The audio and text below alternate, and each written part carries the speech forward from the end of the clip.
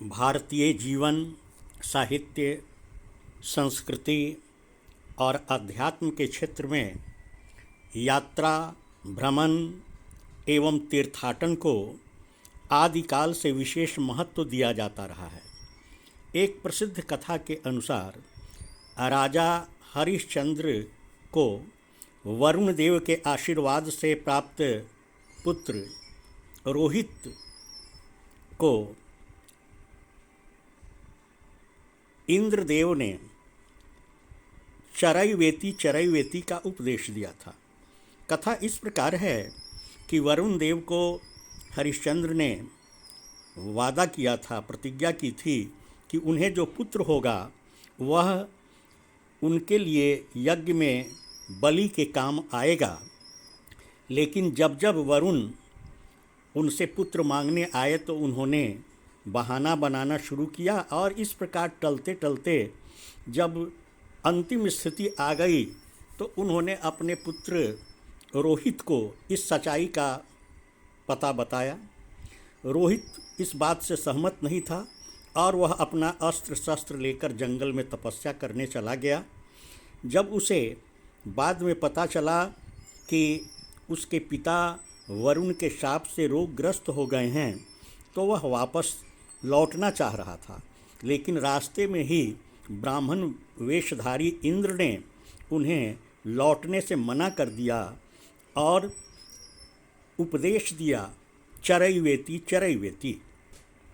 ऐतरेय ब्राह्मण में इस बात का उल्लेख है और 5 बार रोहित लौटने का प्रयास करता रहा और 5 बार इंद्रदेव ने उसे उपदेश दिया और यह कहा कि पुष्पिन्यो चरतो जंघे भुष्णुरात्मा फलग्रही शेर्यस्य सर्वे पापमान श्रमेण प्रपथते चरैवेति। ऐतरेय ब्राह्मण के 3 अध्याय के खंड 3 में यह श्लोक आया है और इसके द्वारा उन्होंने रोहित को समझाया कि निरंतर चलने वाले की जंघाएं पुष्पित होती हैं, अर्थात उस वृक्ष की शाखाओं प्रशाखाओं की भांति होती हैं जिन पर सुगंधित एवं फलीभूत होने वाले फूल लगते हैं और जिसका शरीर बढ़ते हुए वृक्ष की भांति फलों से भरपूर होता है, अर्थात वह भी फल ग्रहण करता है। प्रकृष्ट मार्गों पर श्रम के साथ चलते हुए उसके समस्त पाप नष्ट हो जाते हैं, अर्थात निष्प्रभावी हो जाते हैं। अतः तुम चलते रहो, चलते ही रहो। तो इस प्रकार इंद्र ने रोहित को उपदेश दिया और रोहित वापस चला गया। करीब 2 वर्षों से हम लोग इस बात की योजना बना रहे थे कि गोवर्धना क्षेत्र में जो प्राकृतिक सौंदर्य है उसका अवलोकन किया जाए, लेकिन इसका अवसर मिल नहीं रहा था। इस बार संयोग हुआ और 23 मार्च 2022 को मैं, मेरी पत्नी, पुत्र और पुत्रवधू चारों अपनी गाड़ी से गोवर्धना क्षेत्र के भ्रमण के लिए निकल पड़े। जंगल के चेक पोस्ट पर पहुंचने के बाद पता चला कि उसमें निजी वाहन को जाने की अनुमति नहीं मिलती है, अतः वहाँ से एक सफारी हम लोगों ने बुक किया और गाइड राजकिशोर और चालक बादल उर्फ धर्मेंद्र कुमार के साथ हम लोग यात्रा पर निकल पड़े। गोवर्धना फॉरेस्ट ऑफिस के पास से जंगल का रास्ता शुरू होता है और करीब 1.5 किलोमीटर तक अभी हम जिस रास्ते पर बढ़ रहे हैं वही क्षेत्र है। इस बीच में जो नदी है वो नदी 3-4 जगह हमें पार करनी पड़ती है और इस तरह से जाते जाते हम जिस जगह पहुंचते हैं वह जगह रास्ता का अंतिम स्थल है और वहाँ से आगे बढ़ने के लिए हमें नदी घाटी के रास्ते में उतरना पड़ता है। नदी का नाम मनोर है। उस मनोर की ओर ही हम लोग बढ़ रहे हैं। यह भी जो मार्ग है नदी वाला, यह मनोर का ही इलाका है। और बढ़ते बढ़ते हम आगे बढ़ रहे हैं। दोनों तरफ घने जंगल हैं, पर्वत चोटियां हैं और रंग बिरंगे पेड़ पौधे हैं। सारे पेड़ हम पहचान नहीं पा रहे हैं, लेकिन उसमें कुछ जंगली पेड़ हैं, कुछ आम के पेड़ हैं, कुछ शीशम के पेड़ हैं। और अभी जिस नदी के कछार से हम गुजर रहे हैं वहाँ रास्ते भर पत्थरों का सिलसिला है। बड़े बड़े पत्थर हैं। पत्थरों को किसी तरह हटाकर आवागमन के लिए वाहन के योग्य मार्ग बनाया गया है। अभी आप देख रहे हैं इस जंगल के दोनों ओर दूर दूर तक घना क्षेत्र है। कुछ भी दूर तक दिखाई नहीं पड़ता, लेकिन जो भी दिखता है वे लंबे पेड़ हैं, छोटे पेड़ हैं, घने पेड़ हैं, झाड़ियाँ हैं और उनके बीच से हम सब आगे की ओर बढ़ रहे हैं। आगे की ओर बढ़ना ही हमारी नियति है। चरई वेती हम भी आगे बढ़ रहे हैं और इस प्राकृतिक सौंदर्य का आनंद ले रहे हैं। जैसे जैसे हम आगे बढ़ेंगे हमारी जिज्ञासा भी और बढ़ती जा रही है, क्योंकि हमें जिन स्थलों के दर्शन करने हैं वे स्थल विशेष महत्व के हैं। उसमें परेवादह महत्वपूर्ण है और अब हम करीब करीब उस स्थल पर पहुंचने की स्थिति में हैं जहां के बाद गाड़ी का जाना संभव नहीं होगा। गाड़ी रुक जाएगी और फिर हम वहां से पैदल बढ़ेंगे। वह जगह सामने दिख रहा है। इसी के दाहिने तरफ मनोर वाच टावर है, जहां से ऊपर से चढ़कर यात्री या पर्यटक मनोर नदी के दुर्गम या कहें कि उसके पथ को देख पाते हैं। और यह स्थल चैत्र नवरात्र में लोगों से गुलजार रहता है, हमारा चालक बता रहा है। और हमारा जो गाइड राजकिशोर है वह भी अब आगे बढ़ने का इशारा कर रहा है। हम लोग मनोर नदी के मार्ग में अब नीचे उतर गए हैं। आप देख रहे हैं कि पत्थरों का ढूह, छोटे पत्थर, बड़े पत्थर, बेडौल पत्थर, सुडौल पत्थर हमारे रास्ते में हैं। दोनों तरफ जंगल हैं, पहाड़ हैं और उनसे जगह जगह गिरने वाले झरनों का निर्दिष्ट मार्ग है। मैं झरनों का निर्दिष्ट मार्ग इसलिए कह रहा हूँ कि बरसात के दिनों में पहाड़ों पर जो जल वृष्टि होती है वह सारा जल यथास्थान नीचे की ओर तेज़ी से गिरते हैं और वे रास्ते को काटते हुए नीचे पहुँचते हैं। धीरे धीरे पत्थर कटते चले जाते हैं और वहाँ जल प्रवाह का एक मार्ग सामने प्रकट होता जाता है, दिखता जाता है। मेरा चालक शिव नारायण कुछ देख समझ रहे हैं और मेरा गाइड आगे आगे बढ़ रहा है। हम लोग भी उसके पीछे पीछे बढ़ रहे हैं। आपको यही जल स्रोत वाला मैंने मार्ग कहा जो अभी बाएं दिखाई पड़ा है। अभी तो जल नहीं है क्योंकि सूखा का मौसम है, मार्च का अंतिम सप्ताह है और इसमें बरसाती वातावरण नहीं है। बावजूद उसके अवशेष हमें पहाड़ की चट्टानों पर दिख रहे हैं। सामने जो पहाड़ दिख रहा है उसे देखकर अनुमान लगाया जा सकता है। और बाईं तरफ से जल का प्रवाह, जल का सोता भी स्पष्ट दिख रहा है। यह जल स्रोत सालों भर इस तरह चलता रहता है। यह गहरा है, देखने में भले ही वो छिछला है क्योंकि पहाड़ी क्षेत्र में मिट्टी का अभाव है। जल एकदम पारदर्शी स्वच्छ आईने की तरह है और चट्टान के किनारे किनारे पहाड़ की तलहटी या कहें कि पैरों तले वह धीरे धीरे प्रवाहित हो तेज़ी से प्रवाहित हो रहा है, और दाहिने तरफ जो ऊंचा क्षेत्र है उसी से हम लोग आगे बढ़ रहे हैं। अभी हमारे सामने एक बड़ा ही अजीबोगरीब ये चट्टान या कहें कि ऊंचा टीला जैसा जो दिख रहा है, इसे टाइटैनिक पहाड़ कहते हैं। टाइटैनिक पहाड़ इसलिए कि इसकी आकृति जो आगे से अब हम दिखलाएंगे, इसकी आकृति आपको टाइटैनिक जहाज़ की तरह ही दिखेगी। दरअसल जल स्रोत ने अपने तीव्र प्रवाह के साथ इसको बीच में ला दिया और दोनों तरफ से जल का प्रवाह है, दोनों तरफ से जल प्रवाहित होता है और बीच में यह आकृति जो बन गई है वही टाइटैनिक पहाड़ की आकृति वाला है, और इसे देखने के लिए लोग लालायित रहते हैं। अभी हम आगे बढ़ रहे हैं, सभी लोग धीरे धीरे इस प्राकृतिक सौंदर्य को देखते हुए आगे बढ़ रहे हैं।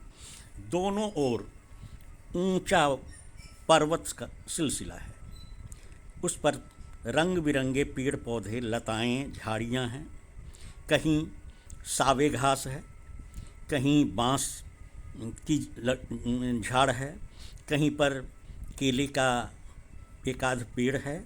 और इस रूप में प्राकृतिक विविधता, वानस्पतिक विविधता का यह क्षेत्र, जिसको हम मनोर की घाटी कहते हैं, इससे होकर हमको देखने को मिल रहा है।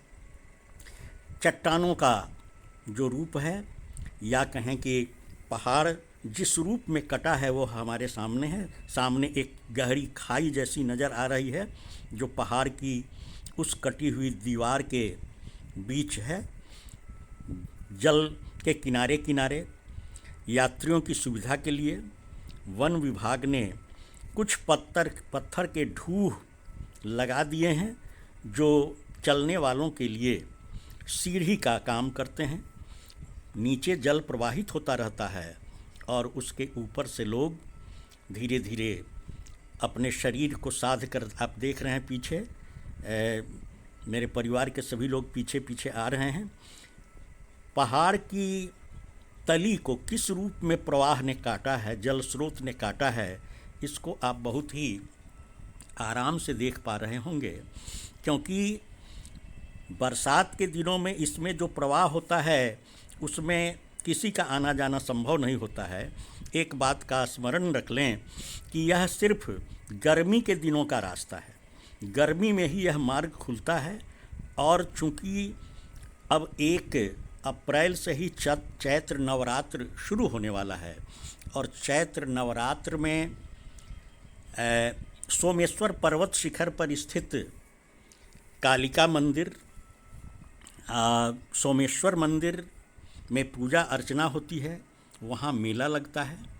अभी सामने जो जल प्रवाह है आप देख रहे हैं कि जल कितना साफ सुथरा स्वच्छ है, उसमें उसकी सारी वस्तुएं सामने दिखती हैं। जल कलकल छलछल करते हुए तीव्र गति से प्रवाहित होता चला जा रहा है और हम लोग इसका आनंद ले रहे हैं, इसे देख रहे हैं। इसको देखने के बाद एक बात ध्यान में आती है कि इतनी गहरी खाई कैसे बनी है। दोनों तरफ पर्वत चोटी है। इस सोमेश्वर स्थान या सोमेश्वर चोटी का जो इतिहास है वह करीब 2000 वर्षों से भी अधिक पुराना है, और कहा जाता है कि जो उज्जैन के राजा भर्तृहरि थे, उन्होंने इस क्षेत्र में आकर घनघोर तपस्या की, वर्षों तक वो तपस्यारत रहे। उसी तपस्या के क्रम में उन्होंने यहाँ पर एक शिव मंदिर का निर्माण कराया, और तपस्यारत रहते हुए उन्होंने राजपाट छोड़ दिया। फिर उनके छोटे भाई विक्रमादित्य सिंहासनारूढ़ हुए, और जिस दिन वे सिंहासनारूढ़ हुए वह चैत्र शुक्ल पक्ष प्रतिपदा की तिथि थी, और इसी दिन से यहाँ चैत्र नवरात्रि के अवसर पर कालिका मंदिर और सोमेश्वर महादेव का पूजन आरंभ होता है। हमारे सामने जल का तीव्र प्रवाह है, जिसका सौंदर्य देखकर मन करता है कि यहीं बैठ जाएं, इसे देखते रहें, इसे छूते रहें, इसका शीतल स्पर्श प्राप्त करते रहें। ऊपर से गर्मी का कुछ एहसास भी है, लेकिन यह बात अलग है कि गर्मी के एहसास के बावजूद हम सब इसे देखते चल रहे हैं और इसका आनंद भी ले रहे हैं। कहीं से भी हमको किसी प्रकार की कोई बाधा नहीं आ रही है। तो देखें कि यह जल प्रवाह कैसा है, कितना शीतल। इसी को गोपाल सिंह नेपाली ने कहा कि यह लघुसरिता का बहता जल कितना शीतल, कितना निर्मल। तो यह शीतल जल है, निर्मल जल है, और हम लोग इस जल का आस्वादन भी कर रहे हैं। अपने पैरों को उसमें भिगोकर उसकी शीतलता का अनुमान भी कर रहे हैं। सामने घना जंगल, ऊंचे पहाड़। तो मैं कह रहा था कि ये घाटी एक दिन में तो बनी नहीं होगी, किसी ने बनाया नहीं।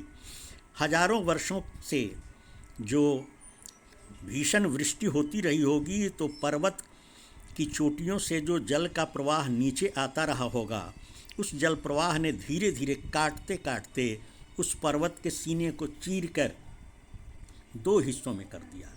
सामने यह स्रोत, हम दरअसल परेवा दह के समीप पहुंच गए हैं, जो बड़ा ही यहाँ का प्रसिद्ध और सौंदर्य स्थल है। लोग कहते हैं कि अगर आप सोमेश्वर के जंगल या गोवर्धना के जंगल को देखते हैं और परेवा दह नहीं देखते हैं तो आपने कुछ नहीं देखा। जब मैं काठमांडू घूमने गया था तो उस समय वहाँ पर एक बोर्ड दिखा कि you have not seen Nepal if you have not visited Pokhara. तो पोखरा जो सौंदर्य स्थल है, ठीक उसी प्रकार अगर आप गोवर्धना वन क्षेत्र का भ्रमण करते हैं और परेवा दह नहीं देखते हैं, तब आपकी यात्रा निरर्थक है, बेजान है। हम सभी लोग खड़े होकर देख रहे हैं, प्रकृति के इस अद्भुत सौंदर्य को देख रहे हैं। यहाँ का वातावरण शीतल है और दाहिने तरफ जो ऊंची पहाड़ी है, उसी पहाड़ी में छोटे छोटे खोह हैं, गुफाएं हैं, छेद हैं, जिसमें हजारों की संख्या में परेवा रहते हैं। परेवा यानी कबूतर या परवा, इसीलिए इसे परेवा दह भी नाम दिया गया है। और मेरा गाइड राजकिशोर हम लोगों को इस जगह के विषय में बता रहे हैं। नीचे जो उजली चट्टानें हैं, उसको देखकर मन विमुग्ध हो जाता है, आकर्षित हो जाता है। हम सब लोग अभी बैठकर उसी जल का शीतल स्पर्श करना चाह रहे हैं।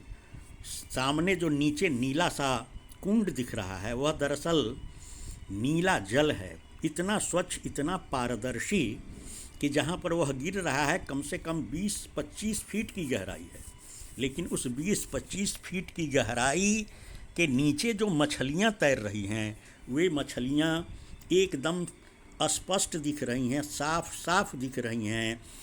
और लोग इस जगह को देखने के लिए तरह तरह के कष्ट उठाकर भी पत्थरों के ढूहों से टकराते, अपने पैरों को जोखिम में डालते हुए किसी न किसी रूप में यहाँ पहुँचना पसंद करते हैं, चाहते हैं।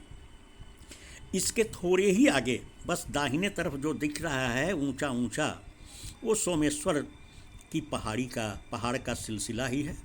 सोमेश्वर पहाड़ 2884 फीट ऊंचा है और कहें कि बिहार का यह सर्वाधिक ऊंचा पहाड़ है, एकमात्र ऊंचा पहाड़ है। उसी पर सोमेश्वर स्थान है और उसी पर सुमेरगढ़ भी है, जो एक किला था।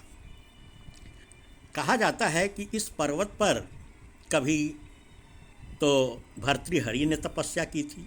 भर्तृहरि की कुटी आज भी वहाँ मौजूद है। वहाँ देवी कालिका के मंदिर की भी स्थापना हुई।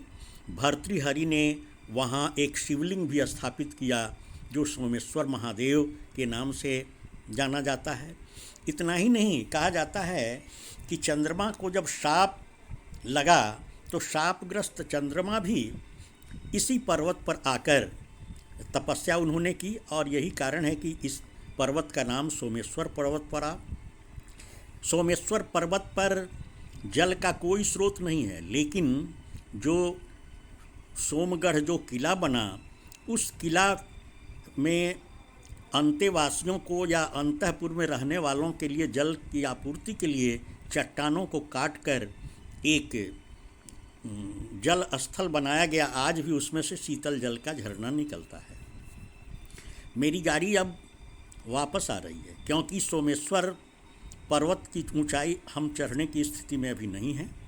पत्नी तो निश्चित रूप से नहीं चढ़ पाएंगी। तो ऐसे में हम पुनः वापस हो रहे हैं जंगल की ओर। हम बेस कैंप की ओर, यानी जहाँ वन विभाग का कार्यालय है, उसी रास्ते में धीरे धीरे आ रहे हैं।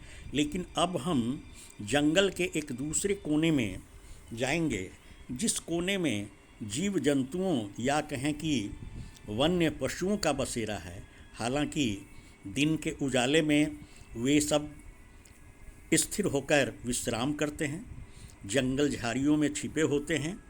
रात्रि के अंधेरे में जब उन पर किसी का पहरा नहीं होता, कोई उन्हें बाधा पहुंचाने वाला नहीं होता, वे बाहर निकलते हैं और अपने भोजन, अपने शिकार की व्यवस्था करते हैं। हम उसी क्षेत्र की ओर बढ़ रहे हैं। कुछ बातें जो इस क्षेत्र के संबंध में कहा जाता है कि इधर शेर भी मिलते हैं, दिखाई पड़ते हैं, लेकिन वे सदैव नहीं दिखते हैं, यदा कदा दिखते हैं। इतना ही नहीं, जंगली जीवों से या कई बार हमें मोर की ध्वनि सुनाई पड़ रही है, स्पष्ट सुनाई पड़ रही है। चिड़ियों की चहचहाहट भी सुनाई पड़ती है, उनका कलरव संगीत सुनाई पड़ता है। और कुछ पेड़ ऐसे हैं, प्रकृति ने उन्हें ऐसा वरदान दिया है कि जब उनके पत्ते झड़ते हैं तो नई कोंपलें जो निकलती हैं वे रक्त वर्ण होती हैं, और उससे जंगल का सारा क्षेत्र रक्तिम दिखता है या लाल दिखता है। सामने आगे जो एक दिख रहा है वह उसी तरह का वृक्ष है। कई तरह के पेड़ हैं, या कहें कि जंगल विविधताओं का संगम होता है। यहाँ कुछ फल होते हैं, कुछ लताएं होती हैं, कुछ झाड़ झंखार वाले पेड़ होते हैं, लेकिन सब कुछ मिलाकर ये प्राकृतिक वातावरण को आकर्षक बनाते हैं, रोचक बनाते हैं। और इस रूप में हमें जंगल में विविधता में एकता का संदेश भी मिलता है।